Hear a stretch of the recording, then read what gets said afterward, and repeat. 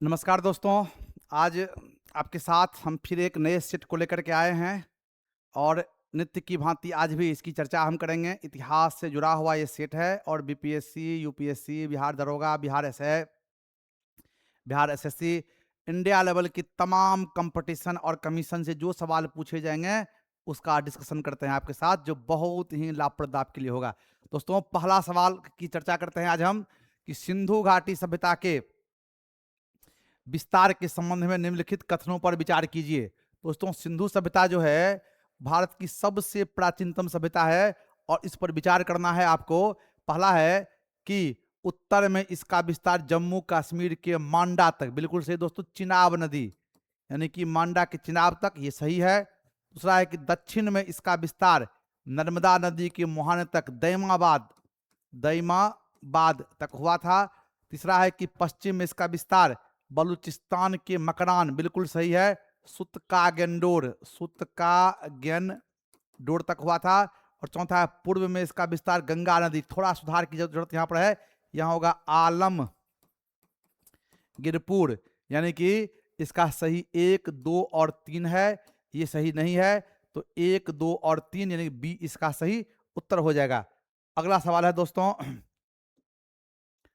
कि सुमेलित कीजिए, और सुमेलित कीजिए इसमें कहा गया है कि सुमेलित कीजिए कि पहला विदेशी यात्री, इसका संबंध है विजयनगर साम्राज्य के साथ, और विजयनगर में कौन कौन विदेशी यात्री आए थे उनको कहना है, और कौन कौन शासक थे। तो विदेशी यात्री और शासक, तो विदेशी यात्री है निकोली कोंटी, और ये देवराय प्रथम के काल में, बिल्कुल सही है। अब्दुल रजाक फारस के यात्री थे, ये देवराय सेकंड के काल में आए थे। बारबोसा ये कृष्णदेव राय के काल में आए थे, और नुनीज अच्युत देव राय, यानी कि बिल्कुल ये सही, ए का 1, बी का 2, सी का 3 और डी का 4, यानी कि 1, 2, 3, 4 ए इसका सही उत्तर होगा। विजयनगर से जुड़ा हुआ ये सवाल है।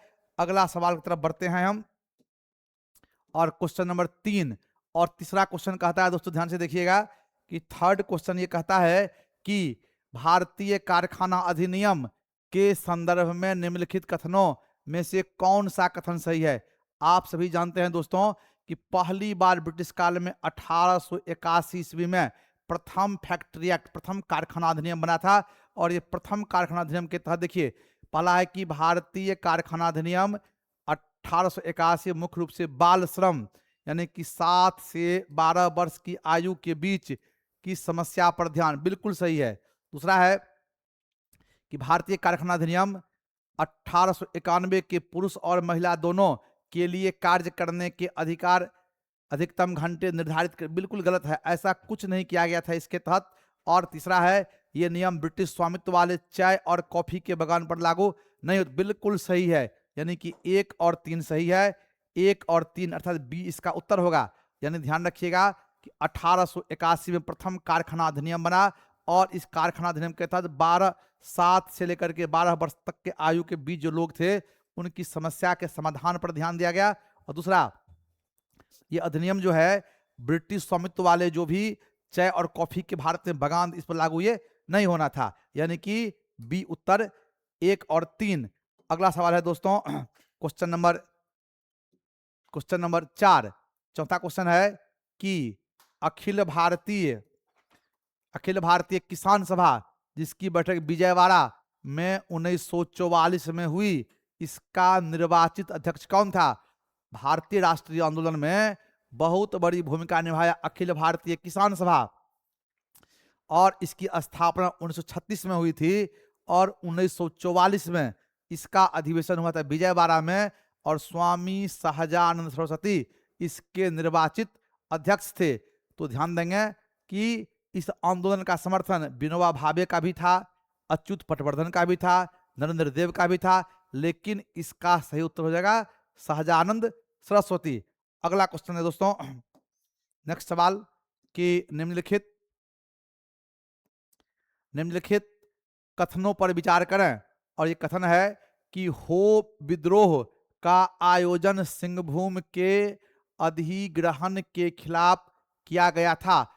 करीब करीब 1820 से 1821 ईस्वी के बीच यह विद्रोह हुआ था, और यह जो इसमें लिखा हुआ है कि होप विद्रोह का आयोजन सिंहभूम वर्तमान झारखंड जो है उसके अधिग्रहण के खिलाफ, बिल्कुल सही है, ये आज जो देख रहे हैं बिल्कुल सही है। दूसरा है कि होप विद्रोह के दौरान कृषि राजस्व नीति एक प्रमुख मुद्दा था, बिल्कुल दोस्तों यह भी सही है। और तीसरा है कि मुंडा विद्रोह को साहूकारों और वन ठेकेदारों द्वारा शोषण के विरुद्ध संचालित किया गया, तो ये भी सही है, यानी कि इसका 1, 2 और 3 अर्थात डी सही है।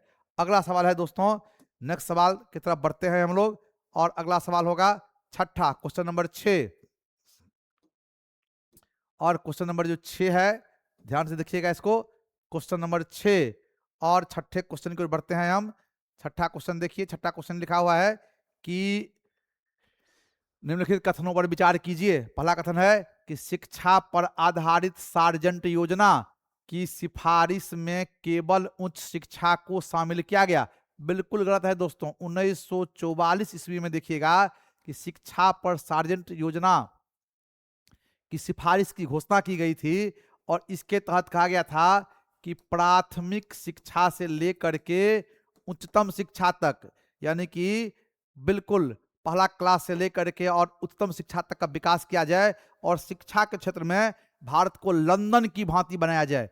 तो यहां पर ये जवाब सही होगा कि शिक्षा के गुणवत्ता में विकास और प्रारंभिक शिक्षा से लेकर के उच्चतम शिक्षा तक विकास, तो ये गलत हो गया, ये गलत है इस हिसाब से। अगला एक बुनियादी शिक्षा से संबंधित वर्धा योजना अबुल कलाम आजाद के सिफारिश पर, यहां पर बुनियादी शिक्षा जो है ये महात्मा गांधी का है, इसे कहते हैं हम लोग बेसिक एजुकेशन, बुनियादी शिक्षा, या वर्धा आश्रम से घोषणा हुई थी, इसे वर्धा शिक्षा योजना के नाम से भी जानते हैं। और इसका जो सिफारिश किया था वो अबुल कलाम नहीं बल्कि जाकिर हुसैन के द्वारा की गई थी, यानी कि यह भी गलत है, अर्थात डी, ना तो 1 और ना ही 2। इस प्रकार के सवाल दोस्तों आजकल बहुत पूछा जाता है, तो ऐसे सवाल को बहुत ध्यान से पढ़िएगा और समझिएगा। अगला सवाल है दोस्तों कि बुद्ध कौशाम्बी किसके राज्यकाल में आए थे? तो बुद्ध पदयात्रा खूब करते थे, खास के वर्षा ऋतु में 4 महीना वो विश्राम करते थे, और बाकी 8 महीना खास के बिहार और उत्तर प्रदेश में घूम घूम के अपने विचारों का प्रसार करते थे। और उसी में बुद्ध पहुंचे कौशाम्बी, उस समय राजा था उदयन, यानी कि कौशाम्बी के राजा उदयन के काल में बुद्ध वहां पहुंचे थे।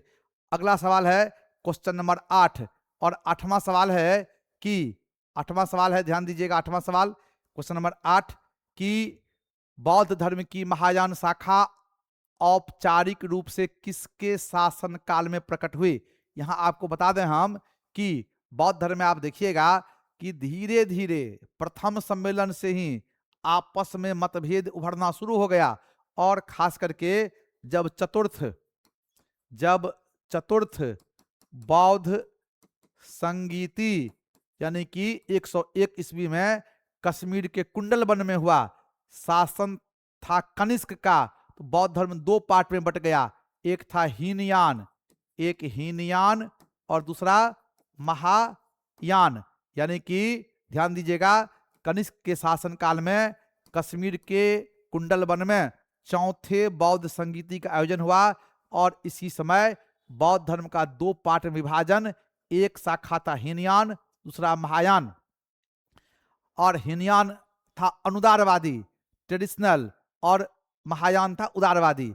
अगला सवाल है कि निम्नलिखित में से किस राज्य के सिक्कों पर जहाज का चित्र अंकित है? बहुत इंपॉर्टेंट है, जहाज का चित्र का मतलब दोस्तों हो गया कि व्यापार में काफी रुचि थी, और इसका उत्तर से हो जाएगा यज्ञ श्री सातकर्णी, और ये सातवाहन शासक थे, और इन्हीं के सिक्का पर देखिएगा कि जहाज की आकृति मिली है, और इससे लोग अनुमान लगाते हैं इनका विदेश व्यापार बहुत ज्यादा उन्नत अवस्था में था। गौतमी पुत्र सातकर्णी सातवाहन शासक, वशिष्ठी पुत्र सातवाहन शासक, और रुद्रादमन जो है वो शक शासक थे। अगले सवाल की ओर बढ़ते हैं हम, क्वेश्चन नंबर 10, और 10वां सवाल जो है यह है कि 16 महाजनपद की सूची इसमें दी गई है कि 16 महाजनपद की सूची उपलब्ध है, किसमें? ये बौद्ध ग्रंथ अंगुत्तर निकाय में, यानी कि बौद्ध ग्रंथ अंगुत्तर निकाय में विवरण मिलता है कि 6ठी शताब्दी ईसा पूर्व में भारत में कुल 16 महाजनपद था। और ये महाजनपद देखेंगे कि आज के पाकिस्तान से लेकर के भारत के महाराष्ट्र तक 16 बड़े बड़े राज्य, इसकी चर्चा पहली बार बौद्ध ग्रंथ अंगुत्तर निकाय में मिलती है। अगला सवाल है कि निम्न मगध राजवंशों को काल क्रमानुसार व्यवस्थित कीजिए, यानी कि मगध में जिन जिन राजवंशों ने शासन किया उसे कहते हैं कालक्रम के हिसाब से। देखिए, जहां तक नंद वंश का सवाल है तो 344 बीसी से लेकर 321 बीसी, मौर्य वंश 321 बीसी से लेकर के 185 बीसी, इसके बाद हर्यक वंश 544 बीसी से लेकर के 412 बीसी, और शुंग वंश जो है ये आपको मौर्य साम्राज्य के पतन के बाद, यानी कि इसके हिसाब से देखते हैं हम लोग कि सबसे पहले हो जाएगा हर्यक वंश, हर्यक यानी कि 4, फिर होगा नंद वंश 1, फिर होगा मौर्य वंश 3, अंत में यानी कि बी इसका सही उत्तर हो जाएगा। अगले सवाल की तरफ बढ़ते हैं दोस्तों हम, क्वेश्चन नंबर 12, और 12वां क्वेश्चन है कि 12वां क्वेश्चन है, ध्यान दीजिएगा, क्वेश्चन नंबर 12 क्वेश्चन है, और 12वां क्वेश्चन जो है इसमें लिखा हुआ है कि प्रथम भारतीय साम्राज्य स्थापित किया गया, यानी कि प्रथम भारतीय साम्राज्य, इसमें कौन ऐसा भारत का राजवंश है जिन्होंने अखिल भारत, अखंड भारत पर शासन किया, और इसका सही उत्तर हो जाएगा चंद्रगुप्त मौर्य। भारत का ये पहला ऐतिहासिक सम्राट है, और लगभग 321 ईसा पूर्व में इन्होंने एक ऐसे राजवंश की नींव डाली जिन्होंने करीब करीब संपूर्ण भारत पर, अफगानिस्तान तक इन्होंने शासन किया, यानी कि चंद्रगुप्त मौर्य ने प्रथम भारतीय साम्राज्य की सीमा को स्थापित किया।